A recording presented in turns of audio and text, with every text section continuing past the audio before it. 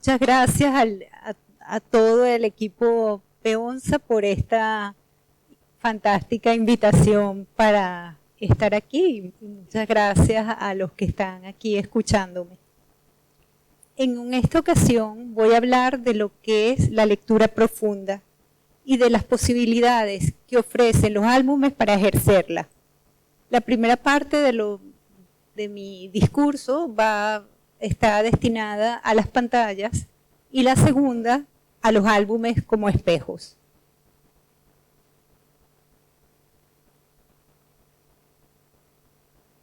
Vivimos en un planeta nervioso.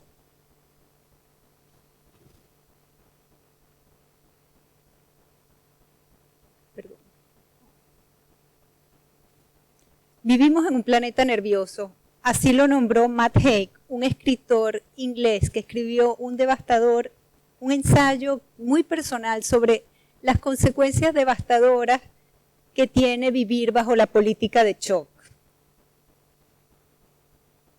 Las noticias de última hora, breaking news, imperdibles, conmoción, sacudida, viralizaciones constantes, son una manera de mantenernos ocupados sin pensar. Dice Haig, estamos en un mundo de noticias histéricas que saltan y exprimen cada momento. Los titulares impactantes buscan captar nuestra atención, pero rara vez nos dan una comprensión más profunda de la situación vista al completo. Al parecer, esa búsqueda de la novedad tiene que ver con que el sobresalto aumenta los niveles de dopamina. Guiados por titulares apetecibles, vamos saltando de pantalla en pantalla como si fuéramos saltamontes, colibríes o picaflores, como los llaman en mi país, y mostramos escasa capacidad de mantener la atención. Como consecuencia de tanta dispersión y velocidad, la atención se ha hecho un bien escaso que cobra valor. De acuerdo a Bruno Patino, en su libro La civilización del pez rojo, vivimos una economía de la atención que convierte el tiempo en una sucesión infinita de instantes inconexos. El resultado es un estado adictivo de aceleración general. Al referirse a las pantallas, Patino opina, preferimos los reflejos a la reflexión. Las pantallas y la atención parcial que les dedicamos han modelado nuestras ideas sobre el tiempo, la información, el espacio público, la verdad y el saber. Como respuesta a este estado de aceleración, se han popularizado prácticas como el mindfulness, que buscan entrenar el cerebro a poner la atención en el presente, en el aquí y ahora.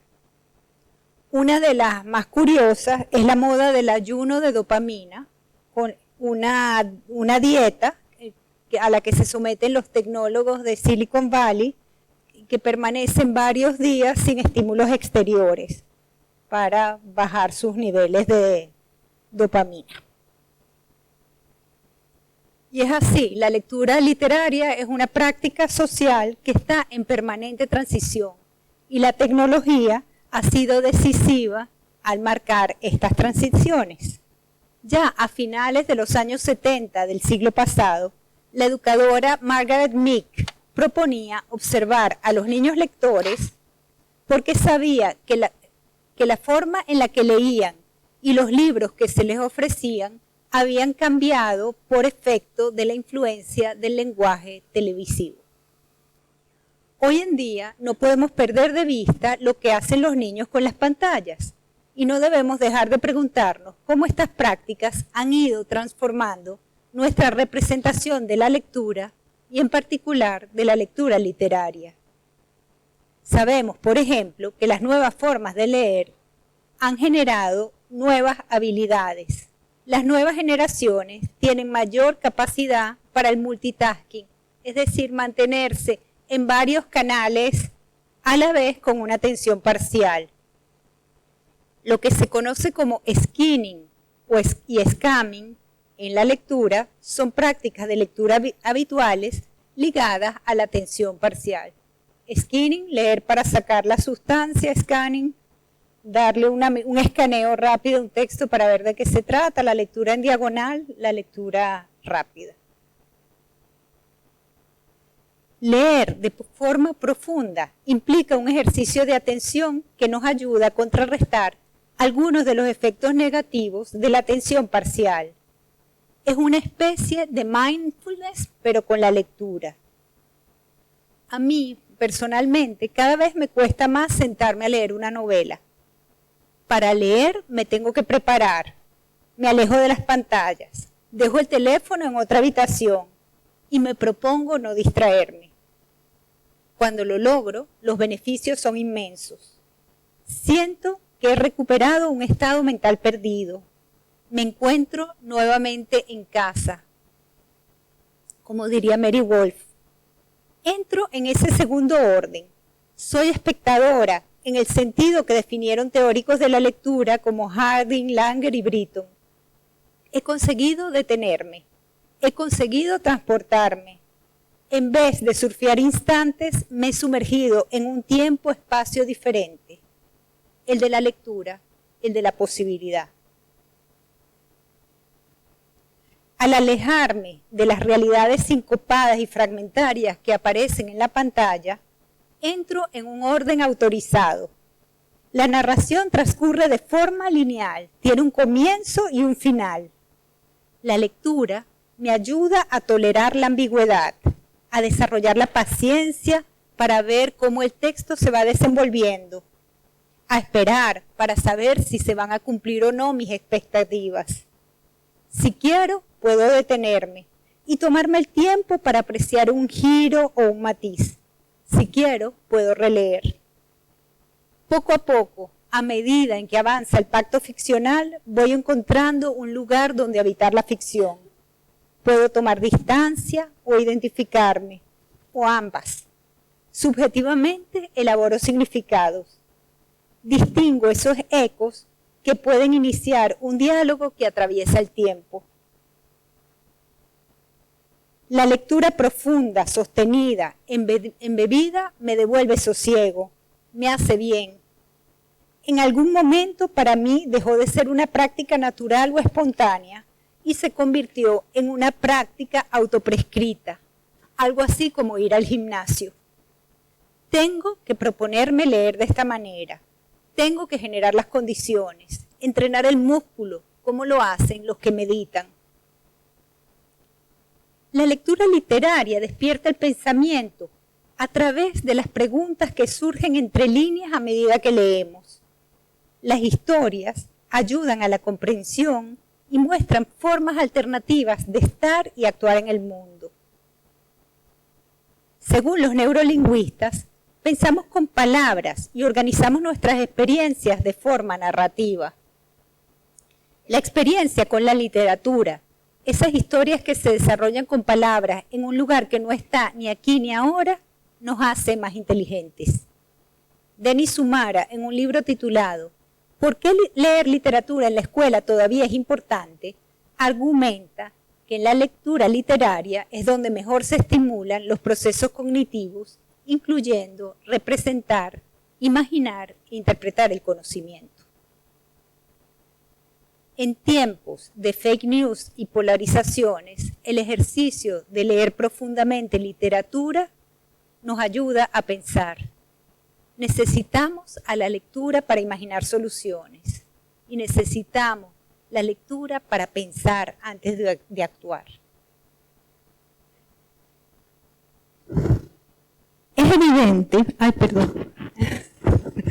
Es evidente que la lectura profunda que demanda la formación literaria se encuentra con dificultades en este mundo nervioso.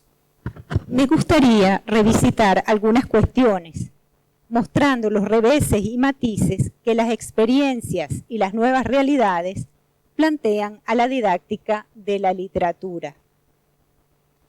Ante la distracción de la lectura en pantalla, a la escuela le toca garantizar que todas las niñas y los niños tengan la posibilidad de experimentar la lectura profunda, atenta y enfocada.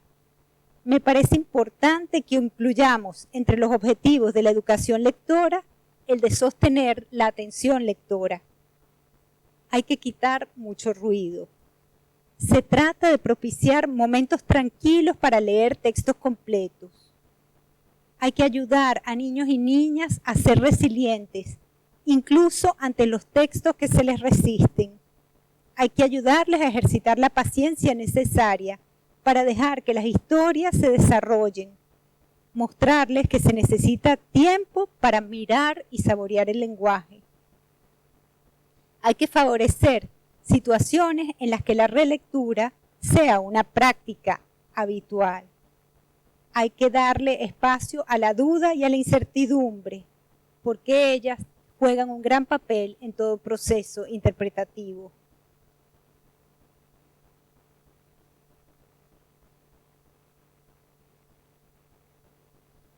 De la lectura que resiste a la dispersión, quiero hablarles hoy.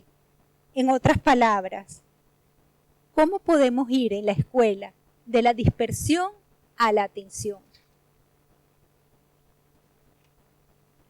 Aquí vienen algunos balances que me parece importante hacer.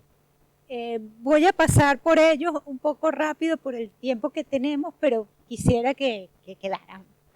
Dicen que no. El primero, de la sucesión de instantes a las rutinas de lectura cotidiana.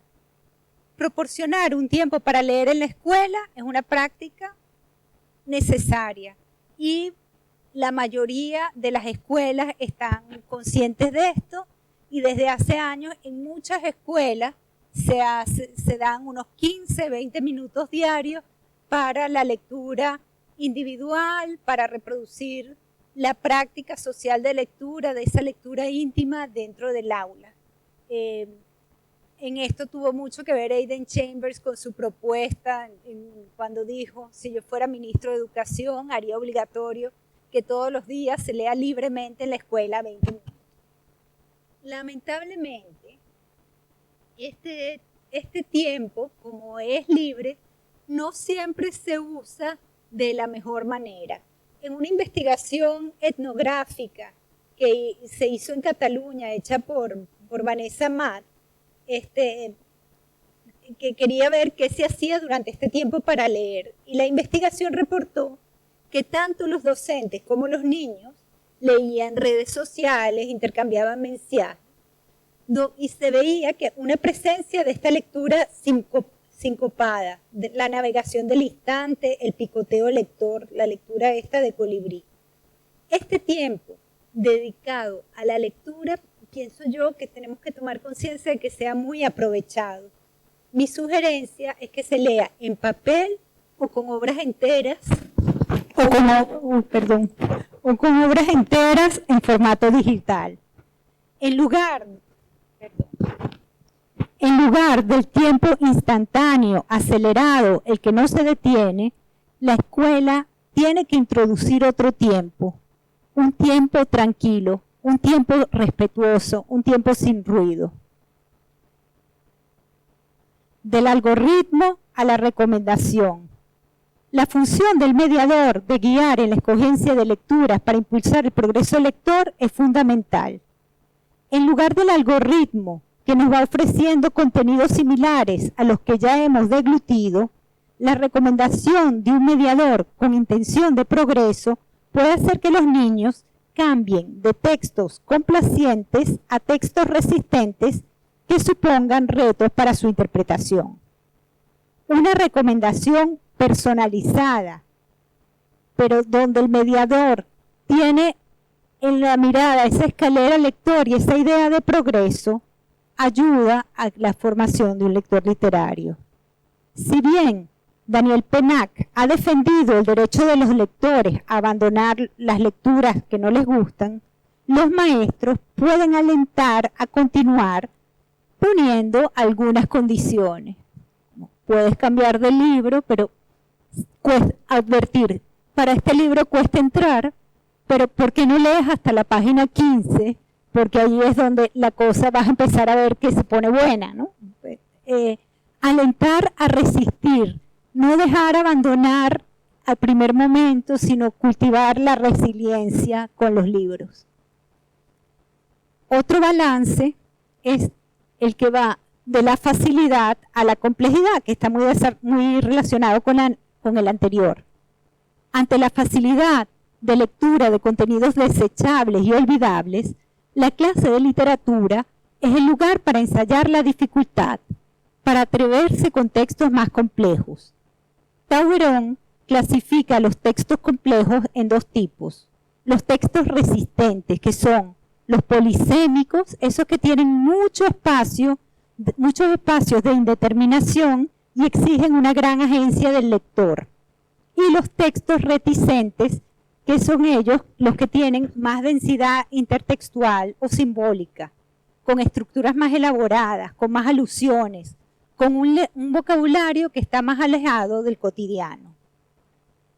Añado que otra manera de añadir complejidad es añadir lo que se llama la complejidad compositiva. Pensar en cómo están hechas las historias facilita que surjan interpretaciones más profundas y complejas sobre textos que podrían a principio considerarse fáciles. Como dice Perry Nodelman, nuestras ideas de lo que son los niños pueden convertirse en profecías. Si creemos que los niños tienen poca capacidad de concentración, no les daremos libros largos. Si creemos que ellos no pueden entender un vocabulario complicado, solo les daremos libros con vocabulario limitado. Si creemos que son susceptibles, los mantendremos alejados de los libros interesantes que pueden contener ideas o actitudes peligrosas. Y que si creemos que a ellos solos les gusta un tipo de libros, no le daremos acceso a libros de otra clase. Privados de experimentar, los niños aprenden a ser inflexibles, intolerantes ante lo que es complejo o poco convencional. Aquí se acaba la cita de Perry Nodelman. De lo fragmentario a lo completo. Y aunque no me opongo a la lectura de fragmentos de obras en las escuelas, sin embargo, en estos momentos es importante insistir en esta imagen de obras completas que tienen un principio, un medio y un final, donde hay un orden autorizado. Por eso, en las programaciones hay que incluir la lectura de obras completas y por eso, dado el tiempo que tenemos, esta sensación de completitud, los álbumes la dan muy bien. Así que recomiendo la lectura de muchos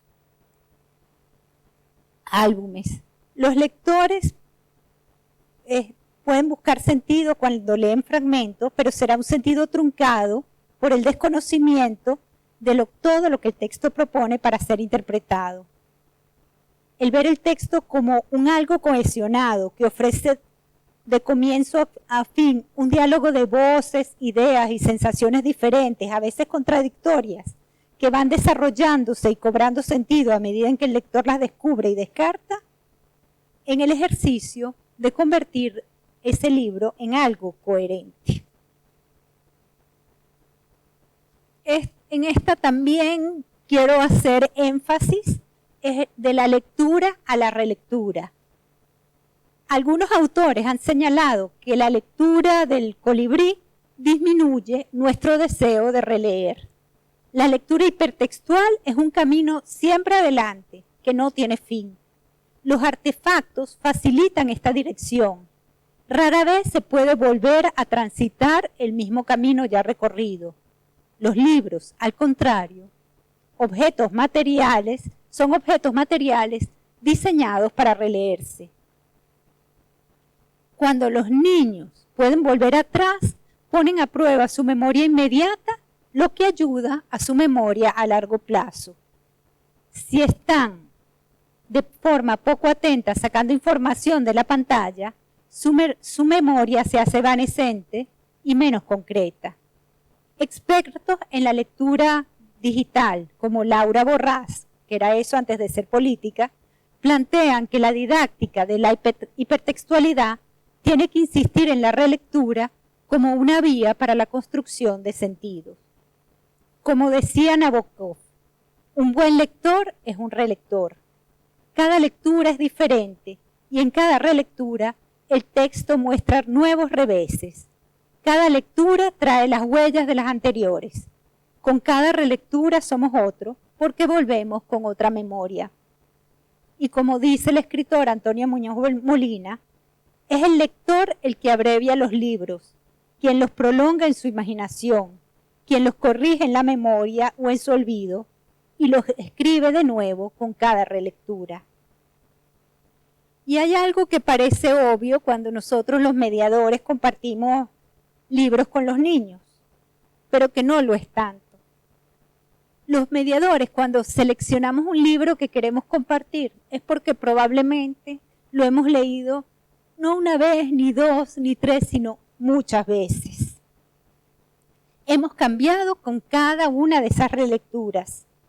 Y sin embargo, muchas veces se pretende que los niños, que probablemente solo han escuchado ese texto una vez, respondan y generen respuestas similares a las de nosotros, con mucha más experiencia y muchas más relecturas. Próspero explica que los profesores no suelen tener conciencia de las diferencias que existen entre la mirada que ese profesor tiene del texto después de haberlo leído y probablemente analizado en repetidas oportunidades, y esas miradas nuevas de los estudiantes durante una primera lectura. En la lectura repetida del profesor prevalecerían lo que Rabinovitz llama reglas de coherencia, que buscan sentido a partir de una mirada a la totalidad del texto. En cambio, en la que tienen los niños en esa primera lectura, se activarían las llamadas reglas de configuración, que se enfocan en el desarrollo narrativo. A partir de esta consideración, Bitch afirma que, cito, los profesores deben recuperar la perspectiva inicial del lector y reconocer que es probable que los estudiantes no sean igualmente capaces de inferir la coherencia de la totalidad en una primera lectura. Por eso hace falta releer. El tiempo es siempre un condicionante de la didáctica, pero si estamos convencidos de lo crucial que es volver sobre los textos para favorecer la interpretación, tenemos que buscar formas creativas para que en la escuela no solo se lea, sino se relea y se reflexione sobre el hecho de releer. De la plataforma a la jerarquía. En las redes, la popularidad suele ser el único criterio de jerarquización. Ordenadas por la popularidad de los likes, se produce una concentración o igualación de los contenidos o servicios a la que se ha llamado plataformización. Una de las funciones de la formación literaria es introducir a los niños en el sistema literario en el que las obras se organizan de acuerdo a jerarquías. No es lo mismo un clásico que un bestseller. A diferencia de las redes, en donde autorías muy diversas se concentran en una misma plataforma, en la educación literaria se presentan y se discuten y se hacen visibles las nociones de autoridad del texto y de autoría. Del like a la respuesta del lector. Si bien las redes favorecen la interacción, esta suele ser en un formato muy breve e incluso limitado, como es el minimalista like, los un poco más elocuentes emoticones o el brevísimo Twitter. La lectura literaria en la escuela es un lugar privilegiado para tomar conciencia de la subjetividad del lector, de su agencia y de cómo se posiciona él o ella en relación a los textos. De la lectura en red a las redes de lectura. Organizar redes de lectura permite que las interpretaciones puedan apoyarse en otras obras para realizar aprendizajes por analogía, contraste o contradicción. El contenido de una red de lectura dependerá de cuál es el objetivo didáctico que se persiga. La red puede contener obras de un género, de un tema, de un aspecto compositivo, de un autor. La planificación de las lecturas en la escuela, que se realizarán durante toda la vida escolar, debería tomar muy en cuenta esta noción de red para permitir a los niños hacer estas asociaciones. De las redes sociales a las comunidades interpretativas. En la lectura, cuando tenemos una comunidad interpretativa, creamos una comunidad que pone límites a la interpretación y supone en sí misma un modo de acompañar la lectura. Rogoff, apoyándose en Vygotsky, explica cómo la participación de los niños en los procesos comunicativos es la base para que ellos construyan sus aprendizajes. A medida que los niños escuchan los puntos de vista y la interpretación de otros niños, amplían sus ideas, debaten y colaboran con otros niños, consideran otras posibilidades y le dan forma a sus ideas para comunicarlas o convencer. Así profundizan y avanzan en su comprensión. Es el intercambio social lo que produce este avance individual. En las comunidades interpretativas, como explica Mercer, hay un lenguaje, una historia, una identidad colectiva, unas obligaciones recíprocas y unas formas de interactuar. Como cierre de esta primera parte, quiero decir que el tomar conciencia de la necesidad de estos balances nos ayudaría mucho a la hora de programar las acciones didácticas que podrían ayudar a formar lectores, a ejercitar la lectura profunda y a encontrar sentidos más allá de los evidentes. Y así llegamos a la segunda parte.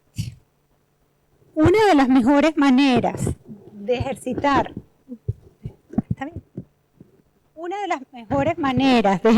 la lectura profunda, reflexiva, es leyendo álbumes. Los álbumes pueden ser espejos que den lugar a reflexiones. Veamos un ejemplo.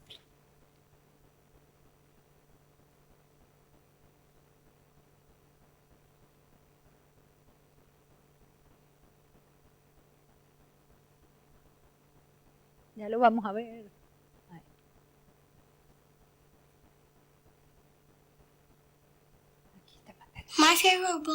Mi libro favorito fue Sapo y Sepo. Frederick fue el libro que más me gustó. Mi libro preferido fue The Important Book. Este ha sido el libro más importante que he leído en mi vida. Me gustó este libro porque este libro me inspiró realmente. Porque yo puedo hacer todo. No tengo que desistir de nada. Yo ahora voy a comenzar a ir a la biblioteca y voy a buscar los otros libros de Sapo y Sepo. Muchos de los libros que utilizamos tienen un arte innovador. Uno de los mejores, en mi opinión, es el álbum Frederick. Es la historia de una familia de ratones que se tiene que preparar para el invierno buscando comida.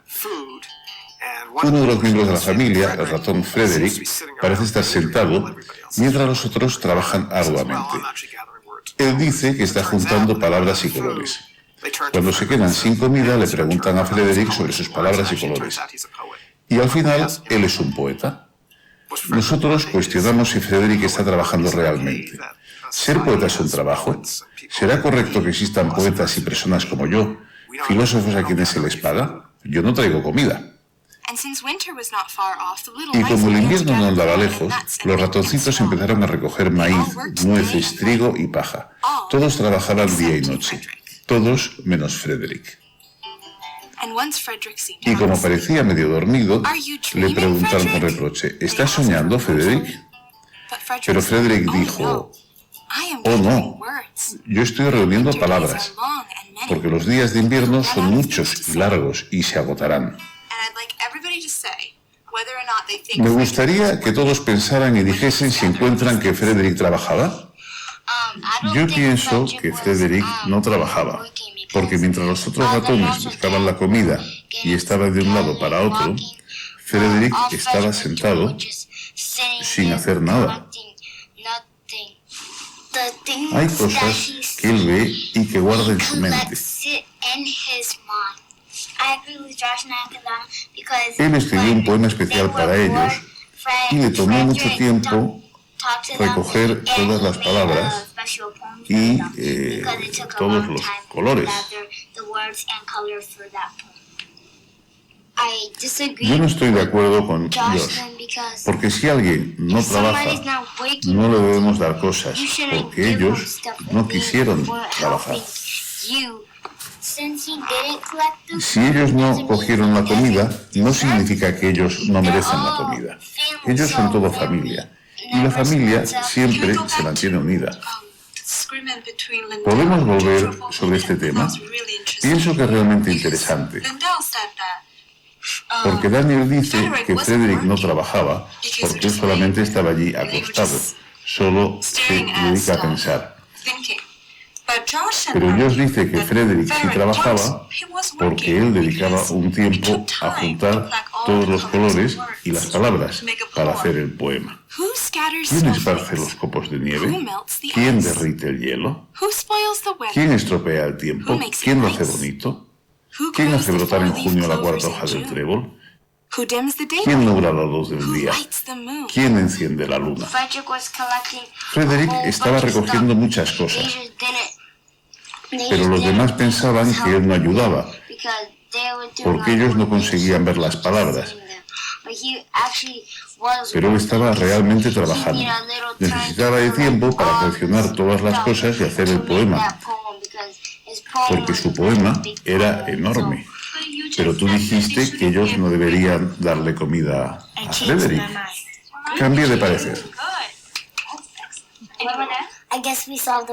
Me parece que hemos resuelto el problema.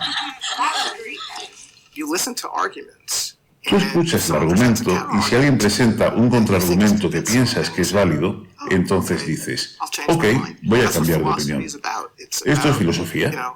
Es la búsqueda de la verdad. Entonces, si una cosa en la que creías ya no es verdad, tienes que mudar de parecer.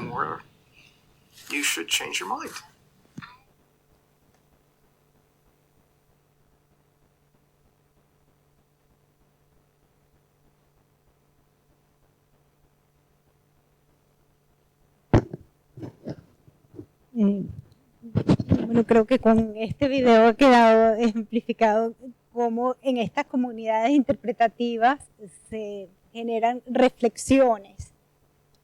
Y esta segunda parte trata de eso, de reflexiones, de espejos, de formas de mirarse en los álbumes. Muy recientemente tuve la oportunidad de editar junto con Irene Sabino este álbum La Noche de la Huida, que tiene muchos espejos. La historia es una reescritura de la secuencia de la huida en el cuento de Blancanieves. Una niña huye porque han querido matarla. El recorrido por el bosque es trepidante. En el texto de Adolfo Córdoba abundan los verbos, al igual que algunas sensaciones e imágenes que se suceden en frases breves, yuxtapuestas, con muchas comas y puntos, que van marcando el palpitar de un corazón temeroso. La niña no puede parar, tiene que seguir y está aterrorizada. Hasta que finalmente encuentra refugio en 7 camitas. El texto está lleno de referencias a los cuentos clásicos. No solo es la huida de Blancanieves, también hay otras huidas de los cuentos de hadas. El manuscrito de Adolfo evocaba imágenes con las que lamentablemente convivimos en estos tiempos. Niñas y niños que huyen de abusos y guerras. Niños y niñas que migran escapando de la violencia y la muerte. Y le daba al texto una particular vigencia en su huida. También la huida connotaba el escape hacia la imaginación y el sueño, como maneras de huir de una realidad que a veces es apremiante. En el clímax de la historia ocurre un encuentro mágico, cito, y entonces la distingue. Es otra niña, pequeña como ella, sin miedo, monta uno de los ciervos. Una niña mira a la otra. El texto sugería sutilmente que en este enigmático encuentro, la niña que cabalga libre y segura a lomos de un venado era la imagen especular de la niña atemorizada que se oculta en el bosque. Aquí un espejo. Este fugaz encuentro en medio de la noche se fuma sin dejar huella ni aparente consecuencia narrativa, de la misma manera en que también parecen esfumarse sus sentidos. Es un ambiguo reflejo, una brecha en el texto para que el lector la llene. La niña asida al ciervo, como un sentido que se fuma, es una hermosa metáfora de un lector que se deja llevar por la ficción. Como la literatura que nos arropa, nos da refugio y nos transporta, el ciervo de esta imagen será el respaldo de la niña lectora.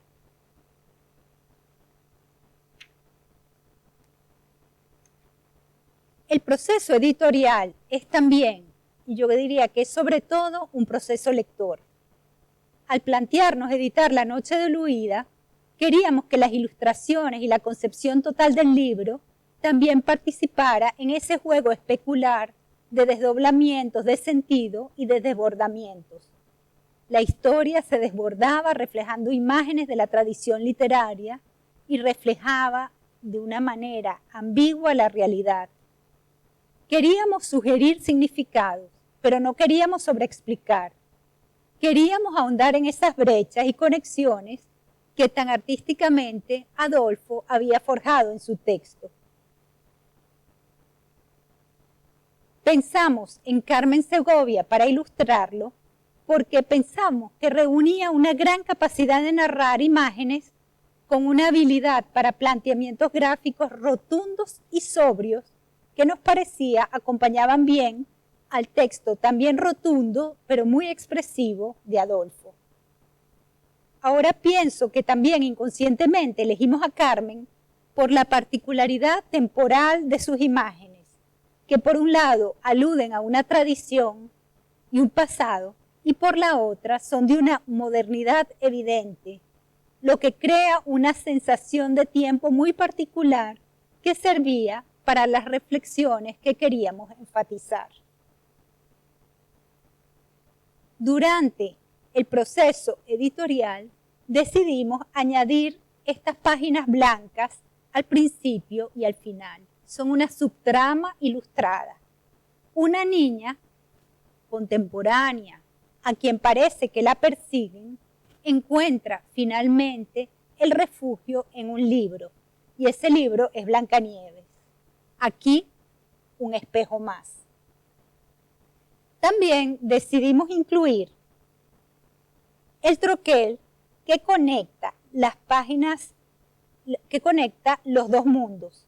El de Blancanieves, el de la historia de Blancanieves y el de esta niña migrante. El de la realidad y la ficción. El de la lectora y el de la lectura. Durante el proceso de edición se conforma un equipo editorial que es también una comunidad interpretativa. Esta comunidad a la que tuve el privilegio de pertenecer estaba conformada por Carmen, Adolfo, Irene y yo misma. Los editores necesariamente hacemos una lectura profunda y en alguna medida también participamos en la escritura de los álbumes, porque durante el proceso añadimos nuevos sentidos. En este equipo debatimos mucho, acordamos algunos sentidos, nos desviamos y regresamos a propuestas anteriores, en un diálogo que nos llevó a un resultado que nos ha dejado francamente muy contentos. Como editora, me gusta pensar en los álbumes como espejos que reflejan donde los lectores se ven reflejadas sus emociones y sus pensamientos, y también esas voces que vienen del diálogo cultural y del mundo social, las voces de otros. Como docente, esperaría ofrecer un espejo más, ese que les devuelve a las niñas y a los niños una imagen que es sumamente poderosa, su propia imagen de lectores. Los libros álbum o los álbumes, como los llaman en España, son los libros más adecuados a la hora de constituir una comunidad interpretativa. Primeramente, por su breve extensión, que facilita el compartir lecturas. En los álbumes, las imágenes otorgan cohesión y, como señalan investigaciones, a una mayor cohesión hay una mayor comprensión.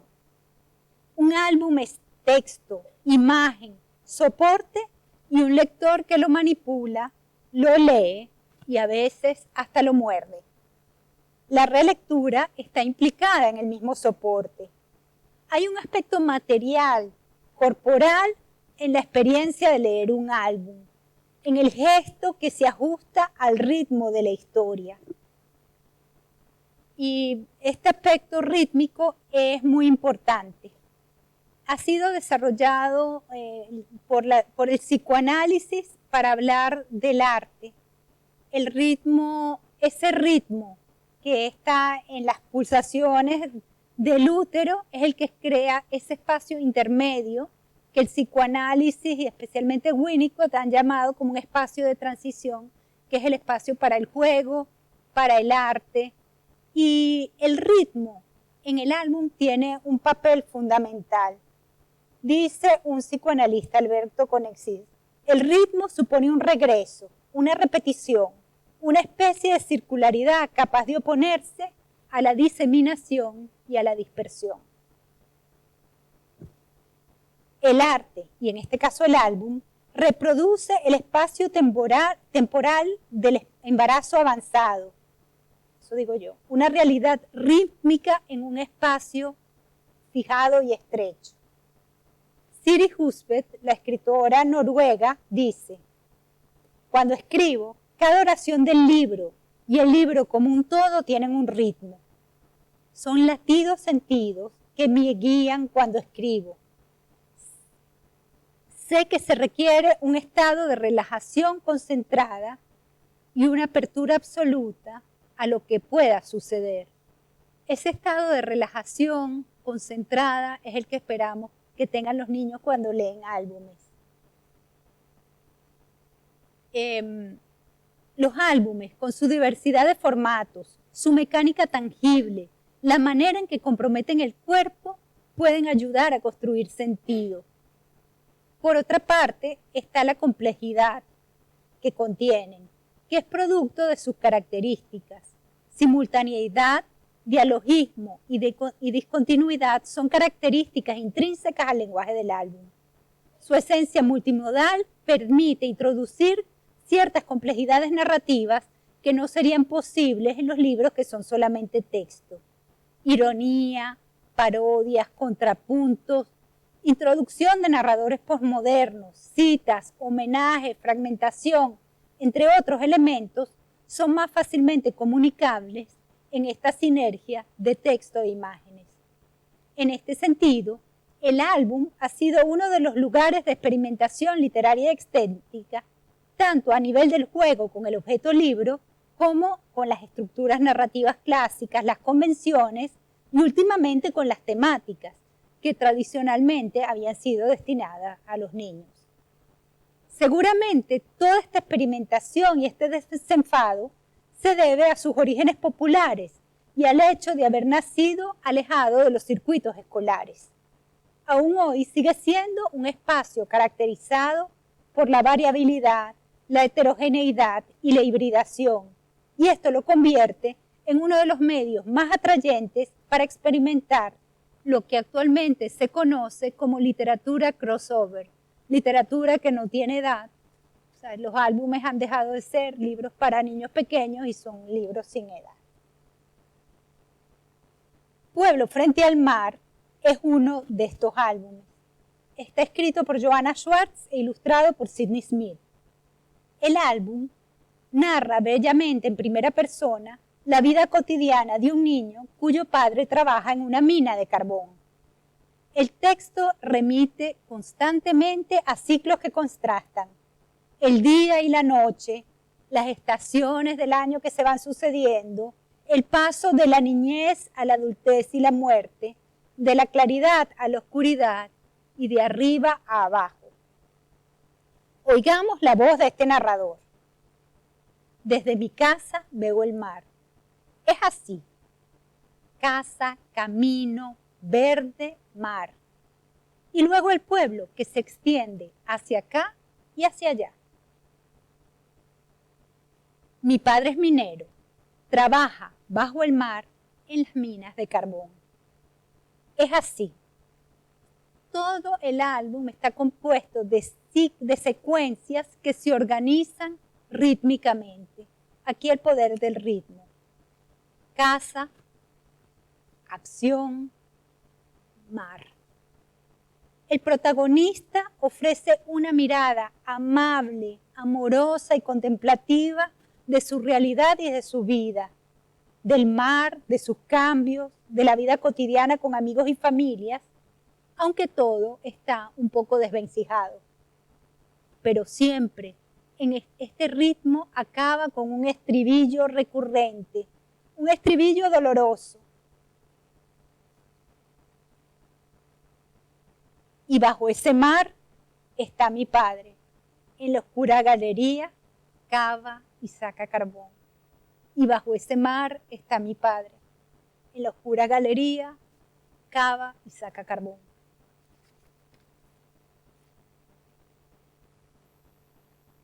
Aunque el título se refiere a un pueblo frente al mar, constantemente se nos recuerda eso que no está frente al mar, eso que está abajo. Este ritmo cíclico justifica que el niño se pregunta si él también tendrá que vivir como su padre, como minero bajo el mar. Soy hijo de minero, en mi pueblo es así. Es sin duda un libro muy triste, en donde el único espacio para la esperanza es que el protagonista es aún un niño, aún no es un minero.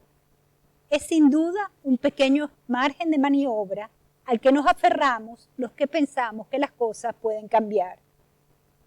Este entramado va más allá de texto e ilustraciones.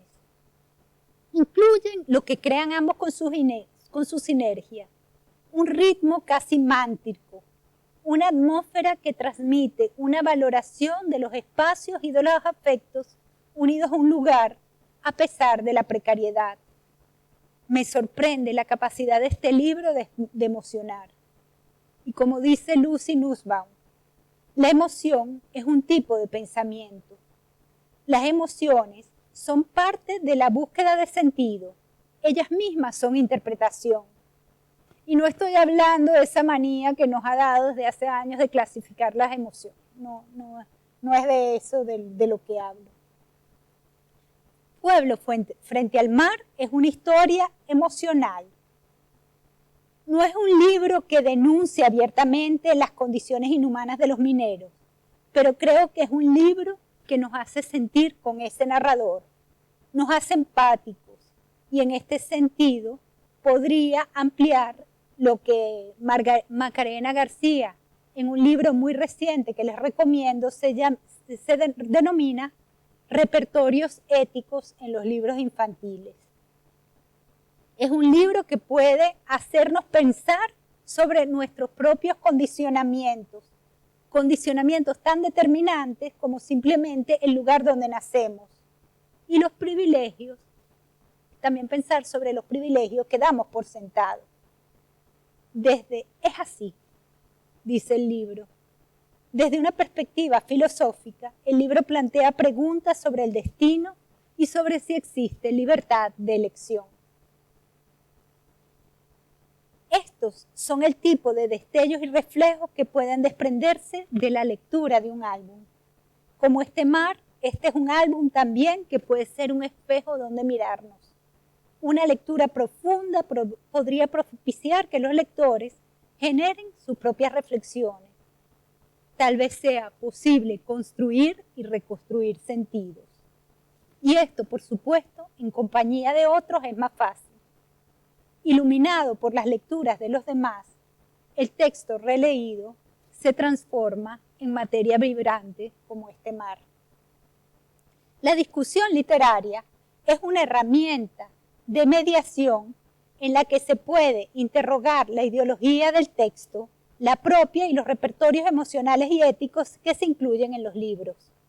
Como afirma Todorov, hay una dimensión moral en la intersubjetividad, una intersubjetividad que se da entre el lector y el libro y en las relaciones de ese lector con sus pares.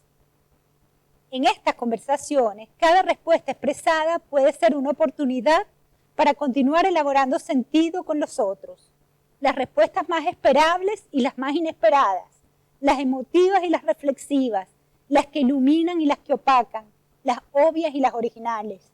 Lo que importa es seguir preguntándose para profundizar, construir sobre la interpretación de otros, reconstruir y deconstruir la experiencia de lectura, con una reflexión sobre cómo los textos y los lectores producen significados.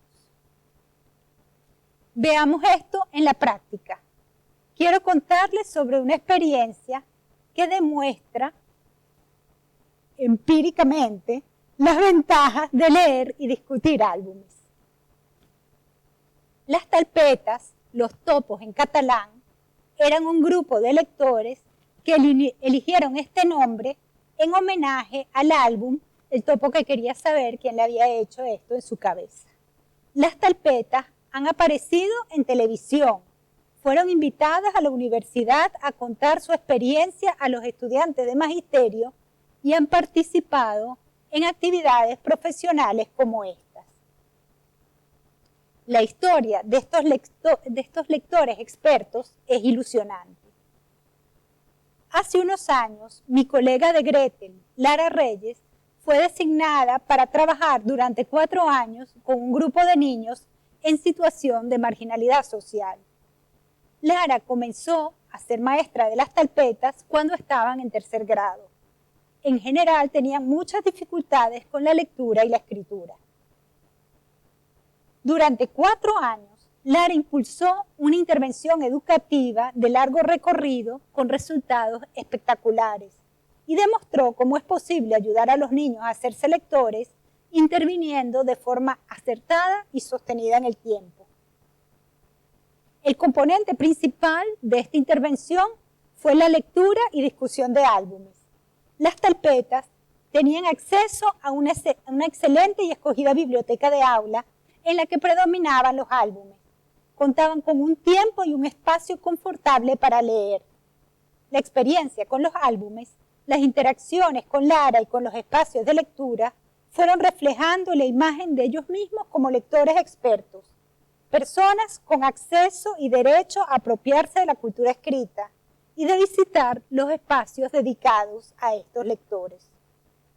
Disfrutaban de la lectura individual y compartida.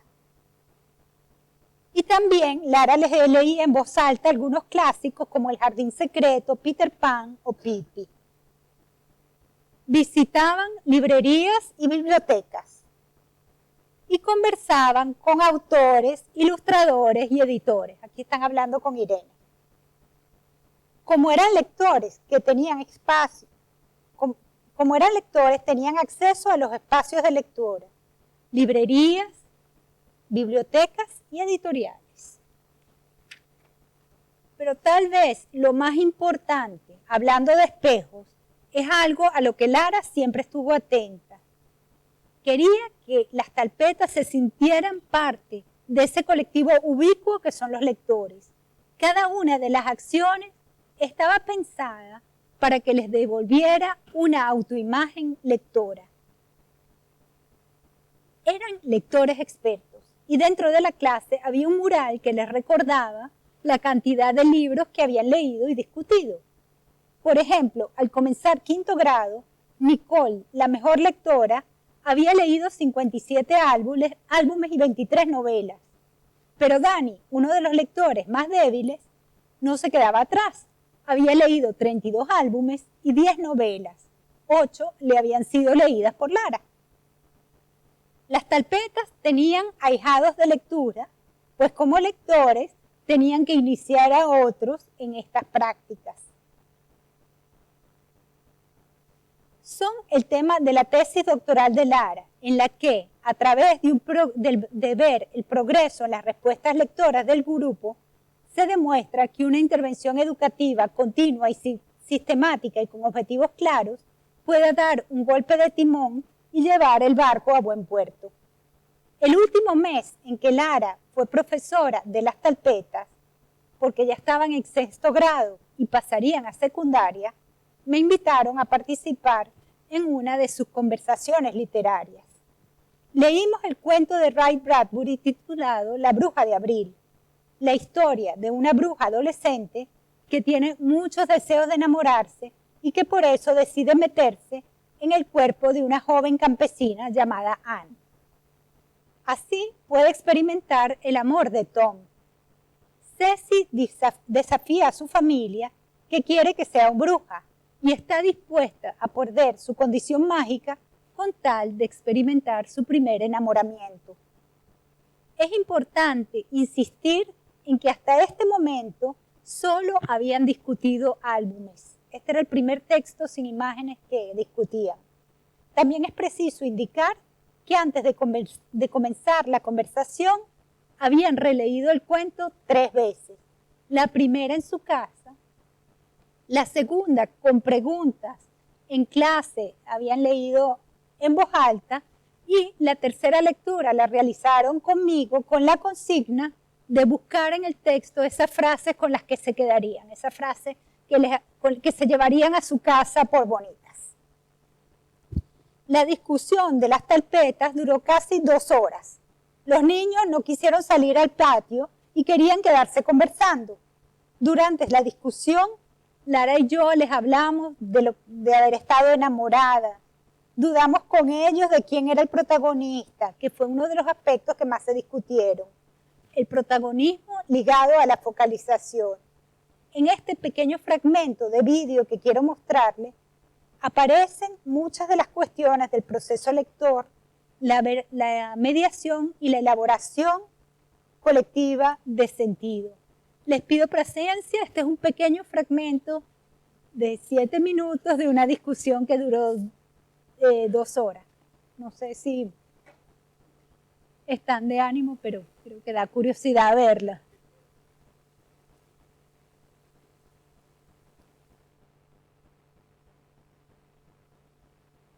Es una historia difícil de entender, pero como el texto es muy descriptivo, tú te imaginas un poco la escena y la historia y entonces te lo hace más fácil de entender. Pero si tus ilustraciones también lo podemos entender. Ya, sí. Por eso he dicho que es como si en este cuento es como si las ilustraciones fuese el texto que te lo describe y entonces tú te lo imaginas y hace más fácil de entender la historia. ¿Y qué te ha parecido difícil a ti, Dani? A mí lo que me ha parecido difícil, la primera vez que lo leí no lo entendí mucho porque no me di cuenta de que Ceci como se metió dentro del cuerpo de Anne, y entonces cuando hablaba una y la otra lo repetía, entonces no lo entendía mucho, pero a la segunda lectura que hice en casa sí que lo entendí más y eso es lo que se me ha hecho difícil, que repitan las cosas. Yo quiero decir que cuando era más pequeño, un verano, me pasó que me desconecté, que ya ni siquiera recordaba quién era casi, porque estaba todo el día jugando y lo vivía como si fuera otro cuerpo y yo estuviese allí. Interesante. Lo que pasa que un poquito que se me olvida todo. Me acuerdo de mi nombre, pero no estoy seguro si tengo 10 o 11 años. Ahí estoy perdido. A veces me pasa un poquito Pero es como que te quedas en blanco y como qué personaje, como eso te hace pensar en qué del cuento. como que cuando Ceci está dentro suyo está un poquito así diciendo, pero ¿y qué está pasando? Sí.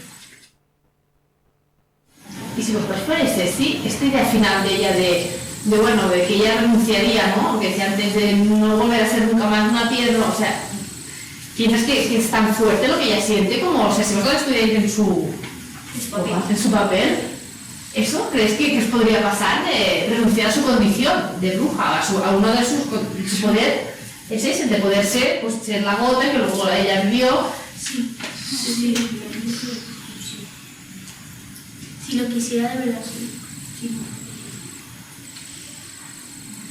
Yo la verdad no sé si renunciaría porque es que hay dos tipos de amor.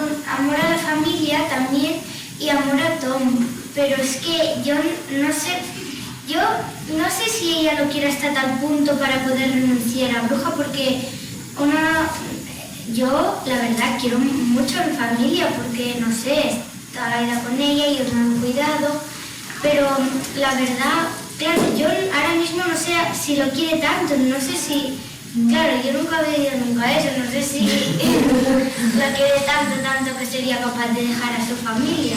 Yo me sentiría muy asustado de saber que tengo algo dentro de mí que no me deja, que hace cosas que yo no quiero hacer. Como por ejemplo, Anne no quiere ir con Tom al baile, porque por una parte Ceci quiere ir, pero en realidad la que está yendo es Anne y Anne no quiere ir. Eso sí, también yo me sentiría muy contradecido.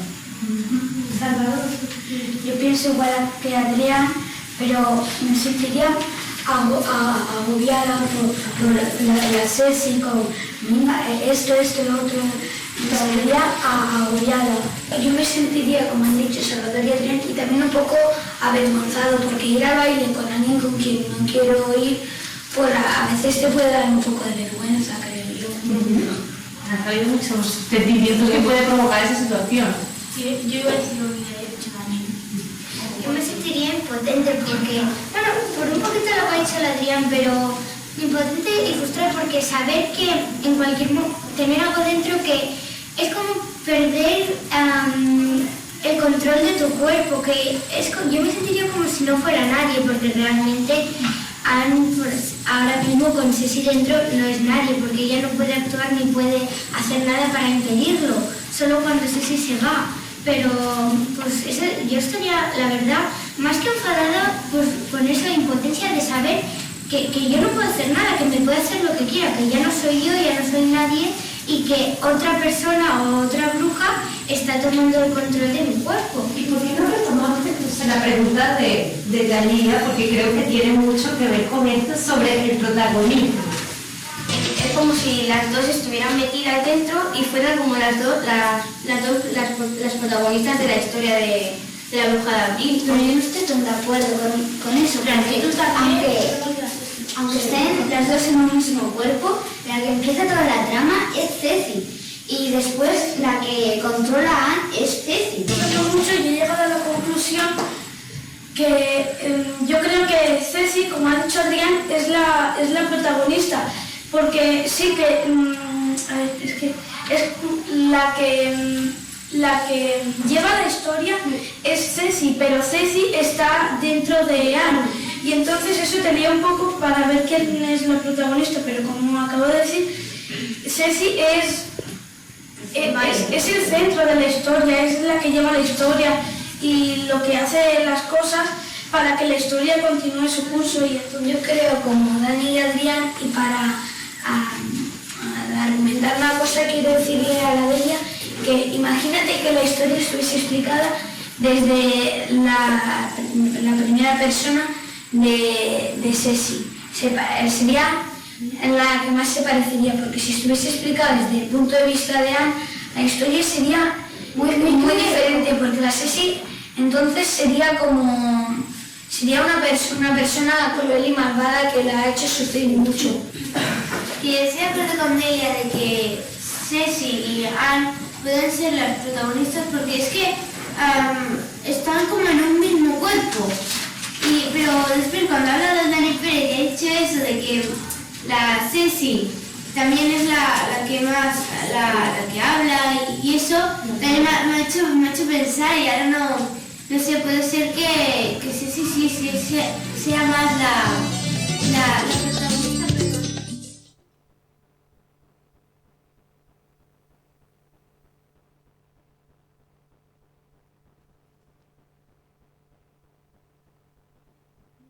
cómo volver.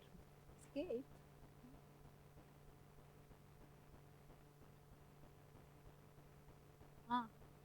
Perdón.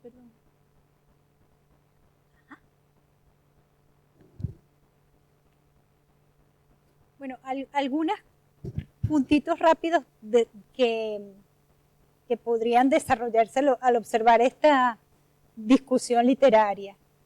En relación a su desarrollo como lectores, es llamativa la relación que hacen acerca de la función de las imágenes, que es como un legado que traen de su lectura de álbumes, y la capacidad de imaginar cuando se trata de un texto que no tiene imágenes. La importancia de la relectura, que es un aspecto crucial en la lectura profunda. El tipo de conexiones que hacen entre el texto y la vida y el texto. La posibilidad de hacerse preguntas y que la mediadora haga preguntas desde la dificultad. No es ¿qué te ha parecido?, sino ¿qué se te ha hecho difícil? Y al comenzar ahí donde está la resistencia del texto, se me ha hecho difícil esto, se va profundizando y se va encontrando significado. Hay cosas llamativas como que un niño se refiere a sí mismo en femenino, creando una relación transparente con el texto, pero también vemos este cambio de posiciones distanciadas, un poco más pensando en el artefacto, en el texto literario como un artefacto que se componga. Imagínate si estuviera contado en primera persona. Observamos cómo en su papel de lectores expertos los niños monitorean su propia comprensión, detectan las dificultades y admiten cambios de parecer, aceptando que la construcción de sentido es un proceso que nunca acaba. Es notorio también cómo el grupo está habituado al diálogo, a la escucha, a la construcción de sentido a partir de lo que dicen otros. Todas estas habilidades importantísimas para el diálogo social y el ejercicio democrático. Como demuestra el caso de las talpetas, dentro de una intervención que busca la formación de lectores literarios en la escuela, la educación literaria es un dispositivo didáctico altamente eficaz. Y yo añadiría, sin temor a equivocarme, que irreemplazable. Estos son algunos de los aprendizajes que se pueden adquirir durante una discusión literaria. Que la literatura tiene que ver con la propia vida y nos habla de nosotros mismos, nuestros miedos y afectos. Que el significado no es fijo, sino que se puede discutir sobre él. Que en literatura no hay una sola interpretación correcta y hay muchas interpretaciones posibles, aunque haya algunas que sean más profundas, más plausibles, mejor expuestas. Que las preguntas sobre un texto pueden ayudarnos a descubrir significados adicionales. Que se puede cambiar de opinión porque puede haber más significados que los que aparecen a primera vista. Que podemos monitorear, reflexionar y reproducir las estrategias utilizadas para avanzar en nuestra comprensión. Que lo dicho por los demás ayuda a profundizar en nuestra propia interpretación. Que la del maestro es una interpretación más dentro de la comunidad interpretativa. Que leer es una práctica social que aglutina y crea comunidades. Que se puede ejercer la lectura profunda. Que el tiempo de los libros y de la conversación es un tiempo tranquilo, lúdico y reflexivo. En estos tiempos de reflejos rápidos, los álbumes son espejos reflexivos que en las manos de los lectores, y mejor aún, de una comunidad de lectores, se transforman en materia vibrante. Muchas gracias por la atención.